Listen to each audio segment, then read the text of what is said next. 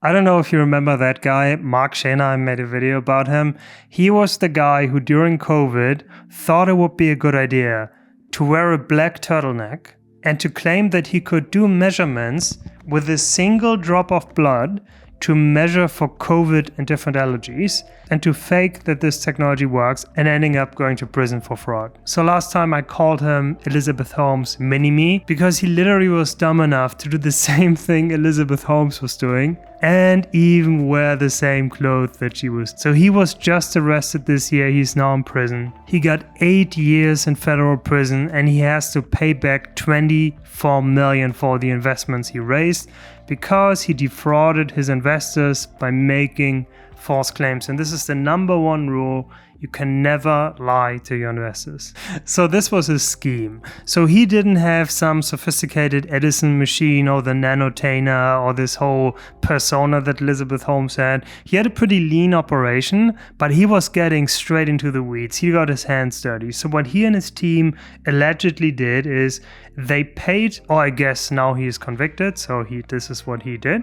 They paid bribes to doctors and recruiters to have the healthcare system pay for all of these allergy tests, and in total they ran $77 million worth of allergy tests. So this is part of the fraud because they stole money from the government with these tests that didn't work or didn't do what they were supposed to do. And also he did the classic thing, lying to investors. He told the investors he had this amazing tech, single drop of blood, the Elizabeth Holmes thing. I don't know who these investors were.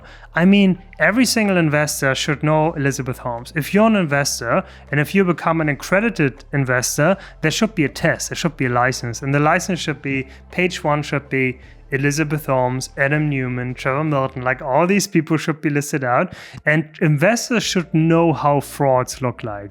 SBF, there should be a class for investors that gives them just the rundown of the frauds that we had in the last 20 years. This is the executive team of Enron, this is WorldCom, like all these people. This is Arthur Anderson, accountancy of Enron. This is what they did. So they know what to look for. Because I feel like we don't have really different frauds anymore. They're all just copies of each other. Whatever. So it was a perfect copy of Elizabeth Holmes. And what is hilarious, he claimed that he was on the short list for the Nobel Prize. He told that investors, he said that this tech is amazing, it's going to change the world. I can measure all of this stuff in a single drop of blood, and don't tell everybody, but I'm on the short list for the Nobel Prize. And the investors believed it. So this is literally part of his charges. And he also claimed that his company was valued at $4.5 billion, which is way ahead of what it actually was valued. And if you looked at my last video, he also claimed things like, oh yeah, we have this funding round and it's oversubscribed with too many people that want to invest, which was a complete lie.